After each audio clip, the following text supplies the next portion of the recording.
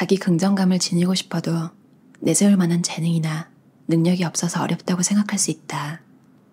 하지만 자기 긍정감이란 우수한 자신을 내세우는 것이 아니다.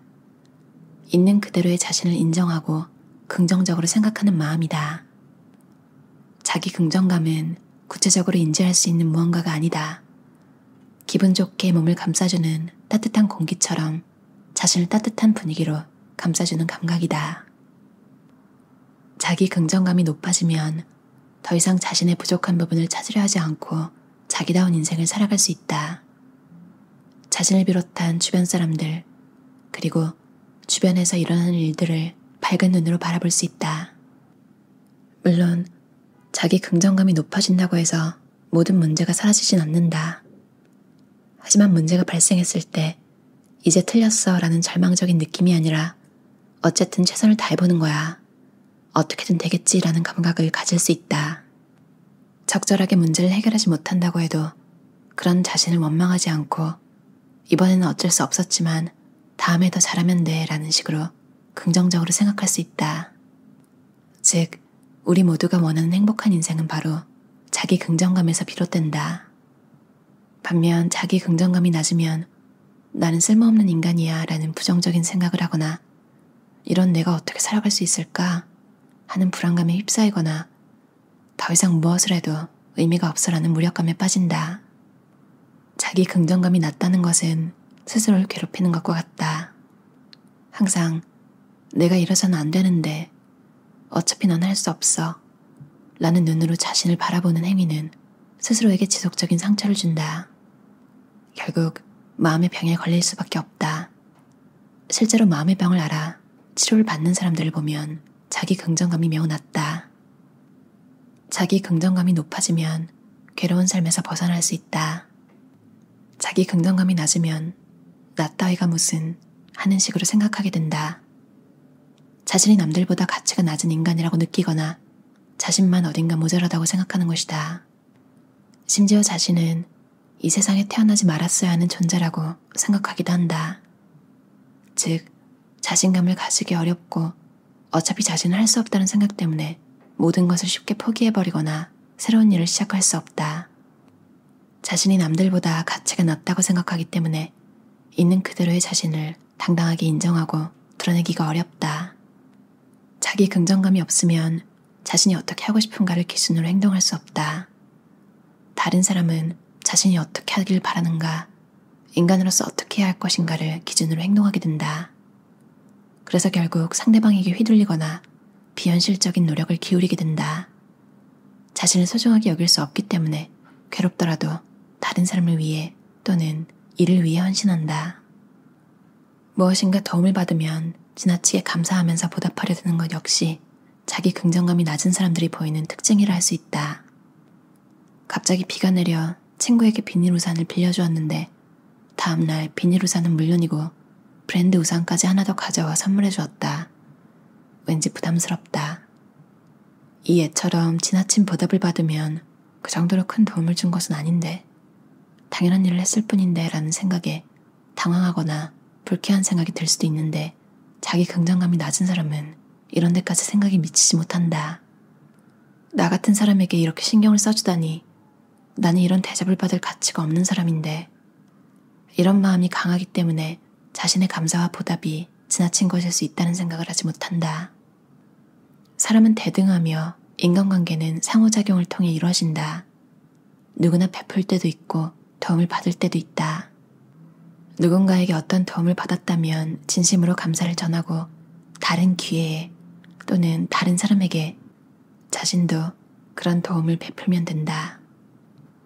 친구가 많아서 좋겠다는 소리를 듣는 사람도 외롭고 고독할 수 있다. 중요한 것은 친구의 숫자가 아니다. 친구의 수는 외로움의 본질적 원인과 상관이 없다. 친구도 많고 인기도 있지만 마음속은 늘 외롭고 고독감에 쌓여있는 사람은 얼마든지 존재한다. 그런데 친구가 많으면서 왜 외로움을 느끼고 고독할까?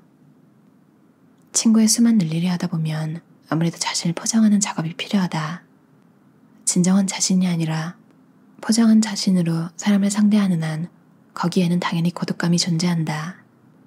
SNS상의 친구가 아무리 많아도 자신을 긍정할 수 없으며 당연히 외로움을 느낀다. SNS가 아니라 현실의 친구 관계에서도 상대방에게 호감을 얻을 수 있는 인간상을 연출하고 있다면 역시 마찬가지다. 자신의 모습을 포장할수록 외로워진다. 나 자신을 좋아하고 싶다는 것은 현재의 자신이 싫다는 뜻이다. 나 자신이 싫은 상황에서는 자기 긍정감을 높이기 어렵다. 남을 따뜻하게 대하면 내가 따뜻해진다.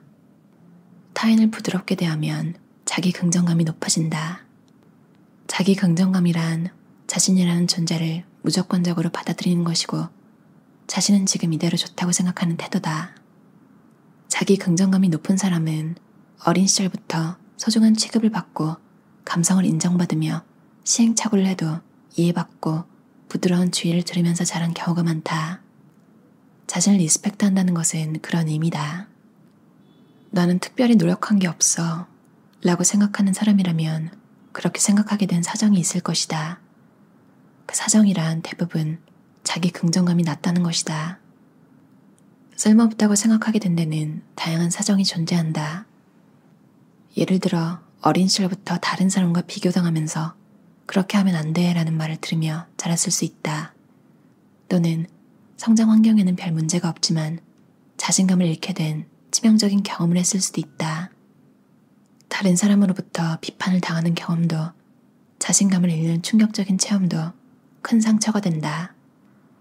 그런 자신을 그래, 정말 잘 참아냈어 라고 인정해주자. 동시에 그런 상처를 받다니 정말 힘들었겠다 라고 위로해주자.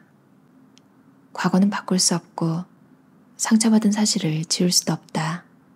따라서 그런 사실을 부인하고 나는 쓸모없는 인간이야 라고 생각할 게 아니라 그런 상처를 받다니 정말 힘들었겠다 라고 위로하는 것부터 시작해야 한다. 스스로를 쓸모없는 인간이라고 생각하지 말고 따뜻하게 위로해주자. 자기 긍정감이 낮으면 자기 생각에 긍정적인 의식을 가지기 어렵다. 그 때문에 무언가를 하고 싶은 생각이 들어도 그렇게 생각하는 건 잘못 아닐까? 그런 걸 할 수 있을 리 없잖아 라는 식으로 스스로 부정을 해버리기 쉽다.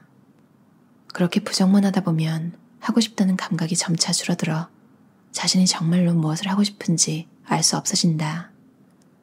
누가 하고 싶은 일이 뭐냐고 물어도 적당히 대답해버리곤 그런 스스로를 혐오한다. 자기 긍정감이 낮은 사람은 하고 싶은 일이 아니라 해야 할 일을 기준으로 행동한다. 상대방의 표정을 보고 이 사람을 기쁘게 해주려면 무엇 해야 돼 라고 생각하거나 인정을 받으려면 무엇 해야 돼 라고 생각한다. 무엇을 하고 싶다는 주체적인 생각이 없다. 그저 타인의 표정이나 세상의 상식에 맞추고 있을 뿐이다. 해야 한다로 스스로를 얽매면 고통스러워진다.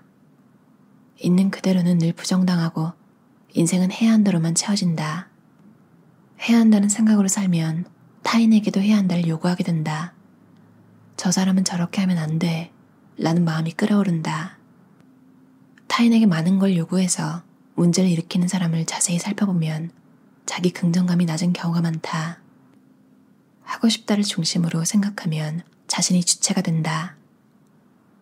물론 무언가를 실행해서 반드시 좋은 결과를 낼 수 있는 것은 아니다. 그러나 자기 긍정감을 토대로 하고 싶은 일을 해보았다는 사실은 비록 실패하더라도 큰 성취감을 안겨준다. 나쁜 조건 속에서도 지금까지 잘 살아온 자신, 열심히 노력해온 자신이야말로 리스펙트할 수 있는 귀중한 존재다. 나는 혜택받지 못했어 라고 생각한다면 그런 상황 속에서 열심히 살아온 자신을 인정해주자. 지금까지 열심히 살아온 자기 자신을 인정하고 사랑하자. 누군가와 진실한 관계를 만들기 위해 자주 연락을 한다거나 자주 만나려고 애쓸 필요는 없다. 진실한 관계란 심리적인 관계다. 따라서 형식적인 관계에 얽매일 필요는 없다. 임상적으로 자기 긍정감이 낮은 사람들을 살펴보면 가장 가까운 사람, 즉 가족과 진실한 관계를 만들지 못하는 경우가 많다. 그것이 더욱 자기 긍정감을 떨어뜨린다.